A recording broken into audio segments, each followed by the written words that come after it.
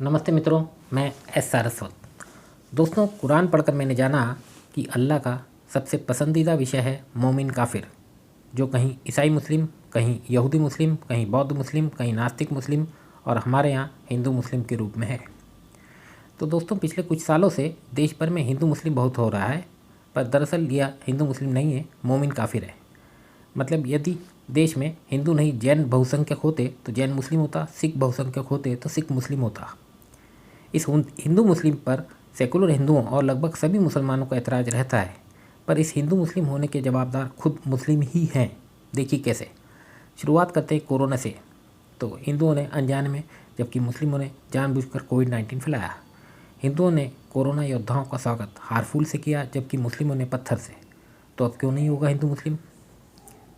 अब बात करते हैं आज़ादी से लेकर अब तक की इनकी कुछ वो हरकतें जो हिंदू मुस्लिम करने की जवाबदार हैं। अगर मान भी लें कि आज़ादी की जंग में सबका खून शामिल था, तो वो तो पाकिस्तान बांग्लादेश की मिट्टी में भी सबका खून शामिल था।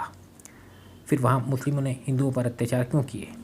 अब इनका यह तर्क भी मान लें कि वो तो दूसरे देश के मुसलमान हैं, तो मेरा इनसे पूछना है कि जब उनका और इनका अल्लाह एक, नबी एक, कुरान हदीस एक, तो फिर क्या फ़र्क रह जाता है उनमें और इनमें। तो अब क्यों नहीं होगा हिंदू मुस्लिम। कश्मीर, केरल, आसाम में यानी जहाँ भी मुस्लिम बहुसंख्यक हैं, वहाँ जब भी बाढ़ आई तो उसी सेना ने इन्हें बचाया जिस पर ये पत्थर मारते आए हैं, और उसी संघ ने इन्हें बचाया जिसे ये आतंकी संगठन कहते आए हैं। वरना यह बताएं केवल उस एक इस्लामिक आतंकी संगठन का नाम जो सर्व समाज सेवा का काम भी करता हो। तो अब क्यों नहीं होगा हिंदू मुस्लिम। हिंदू अपना वोट देश की खातिर करता आया है, जबकि मुस्लिम कौम की खातिर हिंदू विरोध में वोट करता आया है। तो अब क्यों नहीं होगा हिंदू मुस्लिम। देश पर जब जब कोई प्राकृतिक आपदा आई, तब तब अनेकों हिंदूवादी संगठनों ने अपनी ओर से हर संभव सहायता करी, पर कोई इस्लामिक संगठन संभवतया कभी आगे नहीं आया। तो अब क्यों नहीं होगा हिंदू मुस्लिम। ध्यान रहे, गजवा हिंद शब्द ने मुस्लिमों के दिल से लेकर जुबान तक का सब लंबा सफ़र महज कुछ दशकों में तय कर लिया। तो अब क्यों नहीं होगा हिंदू मुस्लिम। इनकी ऐसी हरकतों की लिस्ट बहुत लंबी है, बल्कि अनवरत जारी है। वास्तव में यह अशांति प्रिय कौम लगातार अपने कुकृत्यों से हिंदुओं को हिंदू मुस्लिम करने पर मजबूर करती आ रही है, पर अब जब हिंदू मुस्लिम हो रहा है तो इन्हें नागवार गुजर रहा है। जब तक मुसलमानों का इंसानों को देखने का नज़रिया मोमिन काफिर का रहेगा, तब तक हिंदू मुस्लिम विवाद चलता रहेगा, या कहें कि जब तक ये कुरान रटते रहेंगे हिंदू मुस्लिम विवाद चलता रहेगा।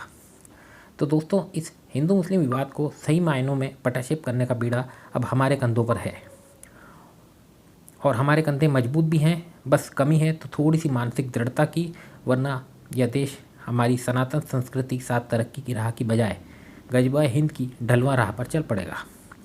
अब मेरी आखिरी बात, अगर इतनी सब इनकी हरकतें देखने के बाद भी हिंदू समाज इनके साथ मिलजुल कर देश में हिंदू मुस्लिम न करते हुए चुप्पी साध ले, या कहें इनके पिछड़ेपन के कारण इनका बोझ ढोए, तो देश निश्चित ही गजबाए हिंद की दिशा में जाएगा। विकास की दिशा में तो बिल्कुल नहीं जाएगा, क्योंकि वर्ल्ड पॉपुलेशन रिव्यू के अनुसार दुनिया के टॉप 33 विकसित देशों में एक भी इस्लामिक देश नहीं है। तो मेरा यकीन मानिए, इस कथित शांतिप्रिय कौम के साथ मिलकर आप अपने देश को केवल इस्लामिक देश बना सकते हैं, विकसित देश नहीं।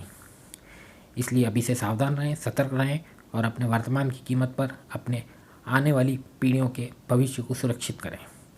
तो दोस्तों, फिर मिलते हैं अगले वीडियो में। और हाँ, वीडियो लाइक, सब्सक्राइब और शेयर करने के लिए मैं नहीं कहूँगा, ये निर्णय करना आप मुझसे बेहतर जानते हैं। नमस्कार। जय हिंदू राष्ट्र।